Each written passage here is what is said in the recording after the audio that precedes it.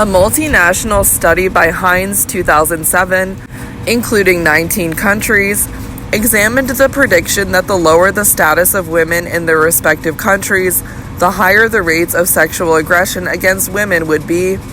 Conversely, men's victimization was expected to be higher in countries where women's status was high. An index of women's status in society was computed based on national-level data on women's participation in education, in the workforce, and in government. This index was related to men's and women's reports of sexual victimization. As predicted, women's victimization rates decreased and men's victimization rates increased, the higher the country-level status of women, lending support to the socio-cultural model. In addition, Heinz 2007 developed a country-level measure of adversarial sexual beliefs, denoting the tendency to view the relationship between men and women as hostile and manipulative, and to see members of the opposite sex as adversaries. The average level of endorsement of adversarial sexual beliefs within a country was significantly correlated with sexual victimization rates. The greater women's hostility towards men, the higher male victimization rates, and the higher men's hostility towards women, the higher female victimization rates. The link between power and sexual aggression at the macro level of societies can also be substantiated by research on the use of rape as a tactic of warfare. Ho 2015. The analysis by Wood 2014 conceptualized sexual assault as part of a general pattern of violence used by conflict parties against both men and women of the enemy group. Research has further shown that in addition to sexual violence by armed actors, rates of sexual violence in the domestic sphere also go up during and after times of war. The sociocultural view outlines conditions that impinge on the members of a particular society and create a platform for the development of rape-supportive attitudes and sexual scripts. See also Chapter 6. It seeks to explain how socially shared conceptions, such as rape myths and gender stereotypes of male dominance and female subordination, are fed into the socialization experiences of individual members of the society. However, a noted limitation of the sociocultural approach is the focus on male dominance over women, which means that certain forms of sexual aggression, such as male victimization and female perpetration, cannot be explained conclusively on this basis. A major source of disagreement between proponents of the sociobiological and sociocultural views on rape has been that, from the sociobiological perspective, rape is seen primarily as a result of male sexual reproductive strategies, whereas the sociocultural view sees rape primarily as a result of male power and dominance over women. However, as Vander Maassen 2011 has argued, sexual and power motives for rape are not incompatible and may both be accommodated within a sociobiological framework that focuses on men's control over women. From that point of view, rape may be seen as a strategy serving men's reproductive interests under certain circumstances, a strategy that is related to a more general capacity of men to dominate others in a hierarchy of power. Buss 1996.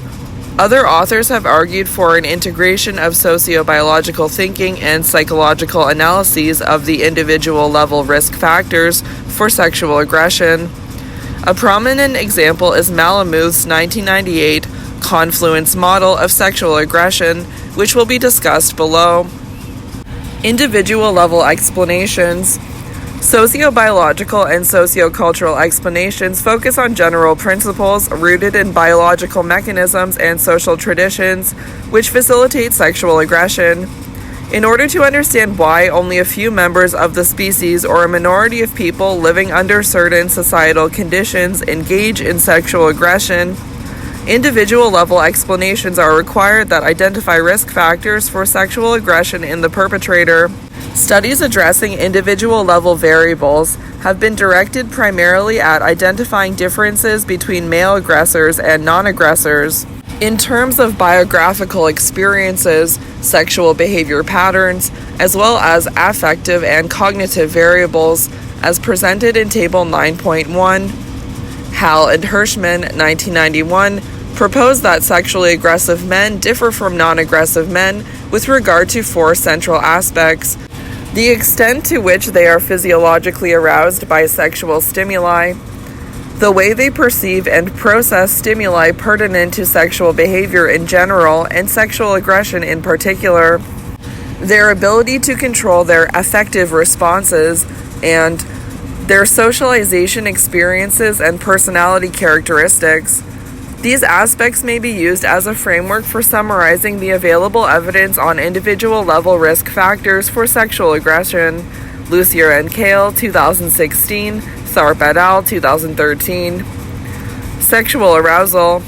Several studies have looked for differences between known sexual aggressors and non-aggressive comparison groups in terms of sexual arousal following exposure to sexually explicit stimuli. Sexual arousal is commonly assessed by fallometry, which measures blood flow to the penis following exposure to sexual stimuli. 2 processes have been examined: stimulus control, i.e., whether different types of sexual stimuli, consensual versus coercive, elicit different patterns of physiological arousal, and response control, i.e., whether sexual arousal can be suppressed in response to sexually aggressive stimuli.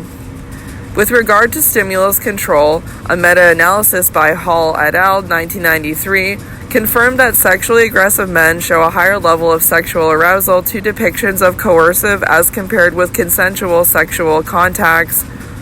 When sexual stimuli are combined with aggressive cues, e.g. by exposing respondents to violent pornography, non-aggressive men show a decrease in sexual arousal compared with depictions of consensual sex, which does not occur in sexually aggressive men. In terms of response control, sexually aggressive men were less able to deliberately suppress sexual arousal. Moreover, the incompatibility of sexual arousal and aggressive arousal, which is characteristic of non-aggressive men, was not found in sexual aggressors. Berbery et al. 2018 proposed that sexually aggressive men have a deficit in inhibiting sexual arousal in inappropriate contexts. Beyond comparing identified rapists with non-rapists, studies have examined whether the disinhibition of sexual arousal by stimuli showing non-consensual sexual interactions can also be triggered situationally. Men in the control group in the study by Yates et al. 1984 showed less sexual arousal to descriptions of non-consensual compared with consensual sex. Men in the experimental group, who were angered by receiving negative feedback from an attractive female confederate, were equally aroused by the descriptions of consensual and non-consensual sex. These results indicate that a lack of inhibition of inappropriate sexual arousal may play a role in explaining differences in men's likelihood to engage in sexual aggression. Lack of impulse control. As noted in Chapter 4, lack of self-control and impulsivity has been identified as stable individual characteristics linked to differences in the tendency to show aggressive behavior. Moreover, lack of self-control and disinhibition that occur situationally, for example due to alcohol intoxication, predict more aggressive behavior. See Chapter 5. There is evidence that individual differences in impulsivity distinguish between sexually aggressive and non-aggressive men and prospectively predict a sexual aggression perpetration. The strong evidence linking alcohol consumption to sexual aggression perpetration will be discussed in a separate section below. Cognitive processes. Cognitive processes also play an important role in differentiating sexually aggressive from non-aggressive men. For a review, see Dreischner and Lang, 1999. Sexually aggressive men were found to have greater problems than non-aggressive men in shifting attention away from sexual stimuli, as reflected in longer response latencies when they were instructed to switch to an unrelated cognitive task. The findings of a study by Barrell et al. 1995 suggest that sexual aggressors develop a cognitive association between sex and power that is not apparent in non-aggressors.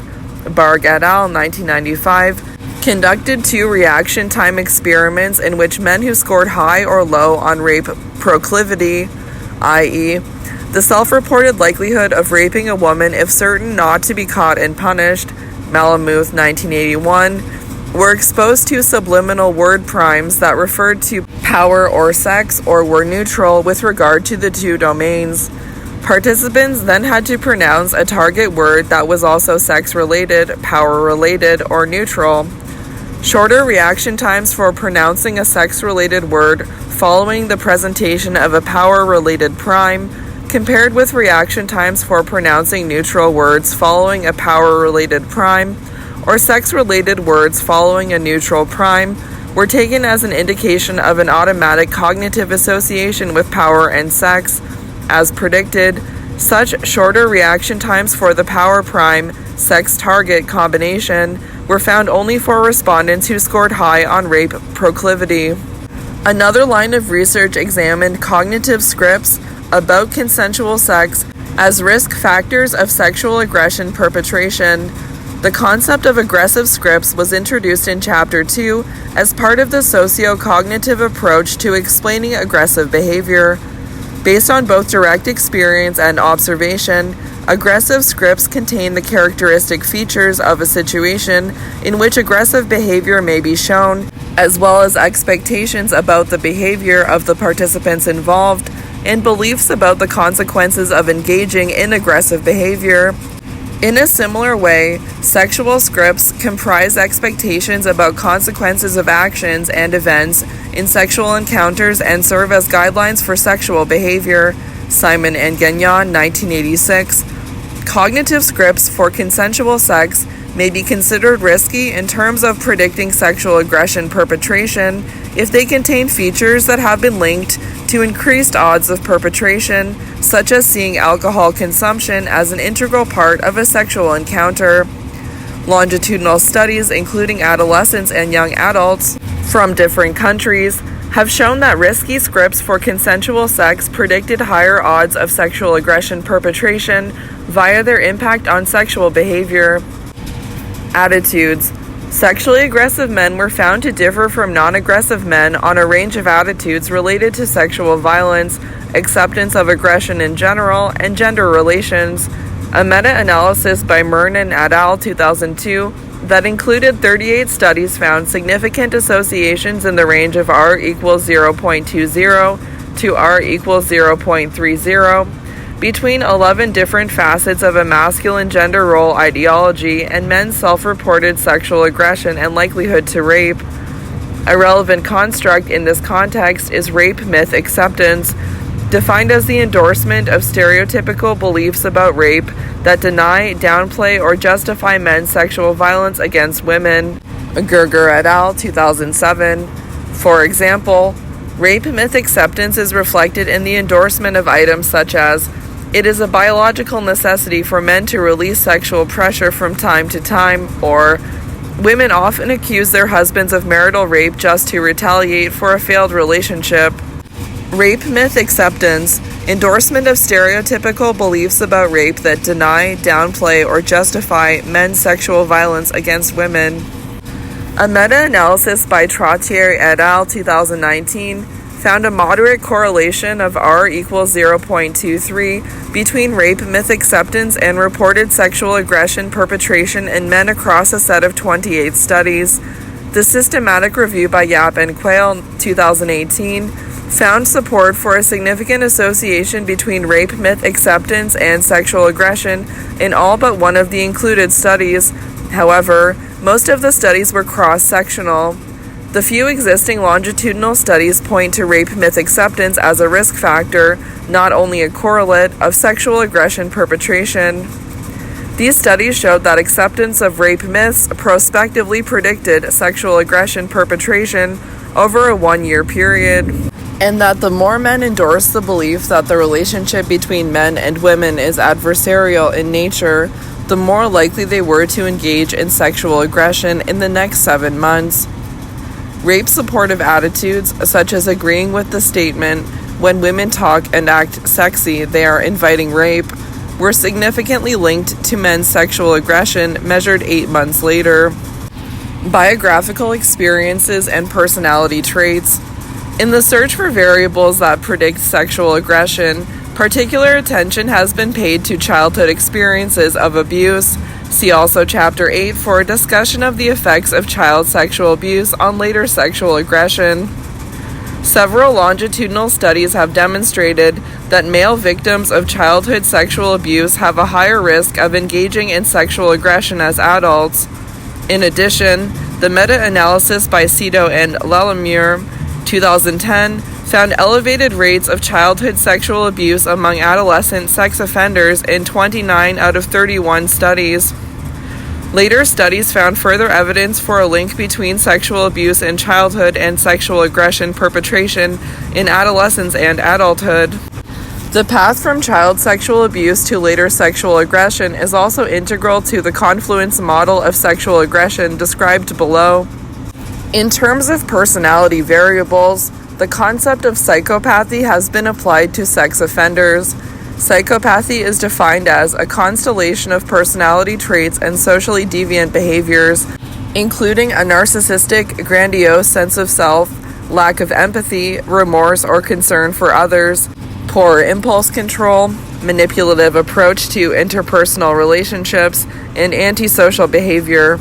Supporting earlier research, Abbey et al. Found significant links between personality traits related to psychopathy and men's sexual aggression via two pathways: hostile masculinity and impersonal sex, i.e., a dissociation of sex from emotional bonds. Psychopathy, constellation of personality traits and socially deviant behaviors, including a narcissistic sense of self, lack of empathy or remorse, poor impulse control, manipulative approach to interpersonal relationships, and antisocial behavior. Behavioral risk factors. Alcohol. In addition to the stable individual differences between aggressors and non-aggressors, situational factors affect the likelihood of sexual aggression. A powerful situational precipitator of sexual aggression is alcohol consumption. We saw in Chapter 5 that alcohol is generally associated with a greater likelihood of aggression, and sexual aggression is part of this general pattern. It is estimated that about half of all sexual assaults are committed by men who are under the influence of alcohol, and half of all victims of sexual aggression had been drinking at the time of the assault. Moreover, sexual aggression perpetration under the influence of alcohol does not seem to be a single event. A study with over 12,000 male college students found that 87% of campus sexual assaults involving the use of alcohol were committed by serial perpetrators. Both situational drinking and general habits of heavy drinking have been identified as risk factors for sexual aggression in several longitudinal studies.